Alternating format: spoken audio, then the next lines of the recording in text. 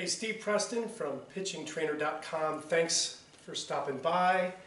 I brought you into my kitchen today because today I want to talk to you about something that's really important, and that's your pre-pitching nutrition. You know, it's amazing to me how quality athletes, young athletes, pitchers are, they want to make it to the next level, and you got pitching coaches, you go to travel teams, all sorts of practices and stuff, but your nutrition is absolutely abominable. And as a pitcher, you need to think of your body as a high-performance sports car, okay? And think about it like your body is a Ferrari. Really, if you're trying to throw 90 miles an hour, your body is like a Ferrari. But if you put cheap, watery gas in there, or you don't change the oil, what kind of performance are you ultimately going to get out of this vehicle, okay? So really, you have to think about your nutrition that way. And I'll talk about like false stimulants and how people and young guys think that they're getting energy through energy drinks and all this garbage later. But for now, I want to talk to you about really what kind of nutrition you do when you're within 2 hours of throwing, okay?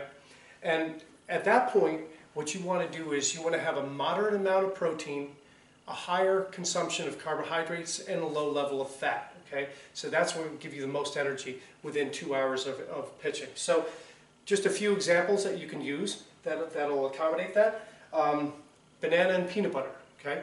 The peanut butter, although it does have fat in it, it's got a higher concentration of protein that helps slow down the absorption, and so it really it becomes an ideal food that'll stick with you. Other thing is simply Greek yogurt and some sort of fruit. Now, it doesn't have to be an apple, but Greek yogurt in itself is has non-existent sugar, and it's just basically a pure protein source, an excellent source. So any type of fruit with that would work. It just depends on your preference, okay? Third thing, it's just a basic energy bar. It has to be a quality one. You really got to look at what's on the shelf and stuff. You want something, again, that gives you a ratio that's carbohydrates and some protein in it, but a very low level of fat, okay? And they're competitive these days, and you can find them out there. It's not my ideal choice because it can sit on a shelf, and anything that sits on a shelf has preservatives in it. So you have to look for the ones that are actually natural and don't have the preservatives as well, okay?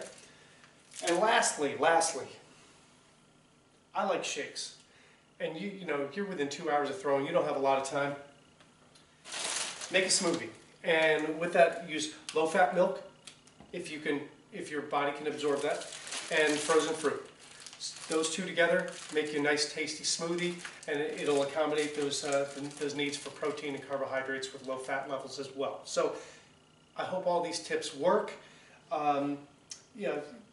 Ask me on the blog if you have any specific questions. But anyway, for now, I hope that helps. Talk to you later.